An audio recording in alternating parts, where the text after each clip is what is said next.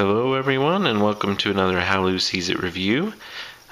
Today I'm reviewing Belle of the Ball, a fancy schmancy card game for 2 to 5 players, and designed by Daniel Solis. It is published by Dice Hate Me Games, and so pretty simple little box here, not too big. But it is a really fun set collecting card game. The theme and everything I think plays really well. They have some really fun cards in here. Fun humor on the names. The artwork on the game is really fantastic. I really like the artwork and the quality of the components. You open up the box, and what you'll find in there, you have your rule book. The rule book is very well done. Have nice illustrations again, clearly illustrating what things are, what they're used for, some examples, and then it has different variants as well. It includes some things for advanced play. I'm just going to go over kind of the basic play, but I'll show you some of the components and some of the ideas behind the advanced variant setups. So we have two different types of cards here. We have the guest cards, which are on your right here, and then we have the Belle of the Ball cards over on this side. You'll see the backs of these of the guest cards have kind of like an invitation envelope look to them, and the Belle of the Ball just have the Belle of the Ball on the back. So we have those two different decks.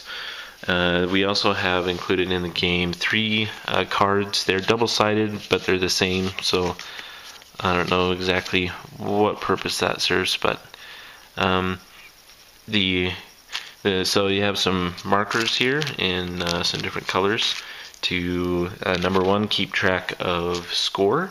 As you're scoring the game, you can move these along the cards here.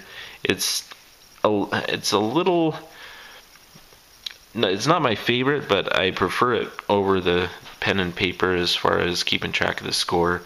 Glad they included it. I guess I don't know exactly what I would have done differently. Maybe if they could have just I mean, it seems about the same size as the box, so if they had like just a little cardboard piece that fits in the box on the top with the score so that it's not all separate, I would have preferred that a little bit better. But it works in there. Here's some of the advanced, this is some of the advanced cards in here. We'll show you a little more detail there, but we have some cards for advanced setup and advanced play. So the basic idea of the game, though, is players will start with 3 of parties of, if you will. So you basically have 3 different sets that you can be collecting at one time, and on your turn you can take one of these lowest cards here for free and add it to one of your parties. Maximum of 4. When it has 4 in it, then you can go ahead and score it. What you're trying to do is each of these cards, there's some other icons in here for advanced play, and there's also some notations of, for example, up here this it has a title of lady, and there's also some lords. But some of these have some interaction with the Belle of the Ball cards and some of the advanced play for these other things. So I won't get too much into that. But the base of the game here, what you're really looking at is these 3 icons representing, interests, if you will, of that individual. So you're trying to throw, the greatest party that you can. You want to set up and invite guests that have the same interests. So if I look at the one on the bottom that would be free to take, they both, I don't know, education or university learning, something like that. That would be one of the matches. It doesn't match any other icons there, however. But that may not be bad, depending on what's coming down the pipeline here of other interests. So you just kind of have to gauge that. If I tick that and combine those together, that would be my turn. These would then slide down the new card off the top here, and you can access the other cards up here. And in the game, players will start, depending on the amount of players and stuff, a number of regrets, which basically you'll just take some of the characters out of the game for the entire game, and they'll remain face down, so you'll just look at these. And if, for example, I want Mr. Underpants Unterdaria over here. It got some great names on these. Then, in order to do that, what I'm going to do is I'm going to place a regret, as it's called, next to Mr. Lafayette Linenhatch, and then I'm able to go ahead and take this card. If I wanted to pass both of those up and take Penny Puzzle Mass, then I would have to play 2 regrets. And now those regrets are going to remain there, and they'll be pretty much an incentive, if you will. I mean, another player could pass it up. It could end up so that there's multiple regrets. That person would then take that card, add it to their party, and they would get those regrets to use and pass other cards up to get other cards that they would like. Same mechanism on this other side. But these are more action cards that you're able to play in different situations. This one here, for example, score 1 point when any Belle card is played, as long as this card is in your party. So if you have this played in one of your parties, then whenever you play an additional Belle card in the future, you'll get a point. So it's not adding to any matching, but it can help you in different ways. So there's different types. This is a mirth card, so you play it in your own party. There's mayhem cards, which you would actually. This one's discard from your hand. Score 1 point for each guest in your party. But there's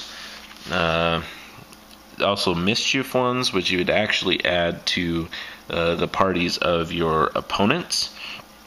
For example, when this group scores, do not count any lords or ladies in this group. And so there's different bonuses that would perhaps give more points for lords and ladies, but this would stop that. Another example, score 2 points per each drum leg there, thing of meat, anywhere in your party. So you get score plus 2 points for each of those. Which may not actually be a bad card. We got a drumstick here, and we got drumstick coming down the lane there. So yeah, that's the game, and it's really again, I think what really makes the game very enjoyable is the fun artwork, the fun names on these, the different interactions that you can get from the Belle cards. It's really a lot of fun, and you have different set collecting. It's really challenging, as you can see just looking at all these cards. It's really challenging to find one that has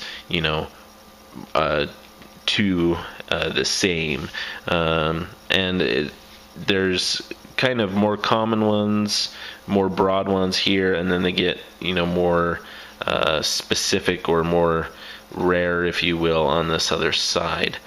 But I really like how the game plays. It's very, very enjoyable. And that's the basic game.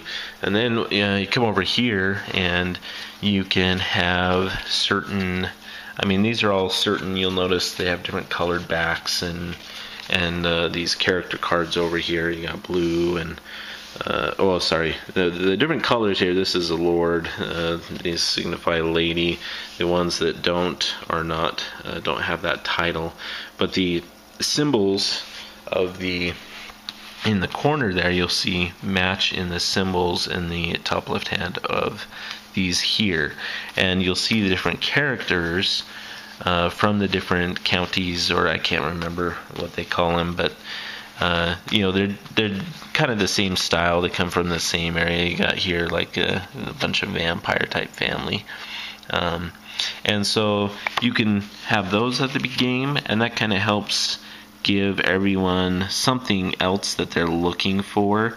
So for example, you'd have there's 3 of these markers in the different colors, and so you put one marker on here, and for each time that you score a guest from this county, then you get to move the marker up 1, and so you get more points utilizing these.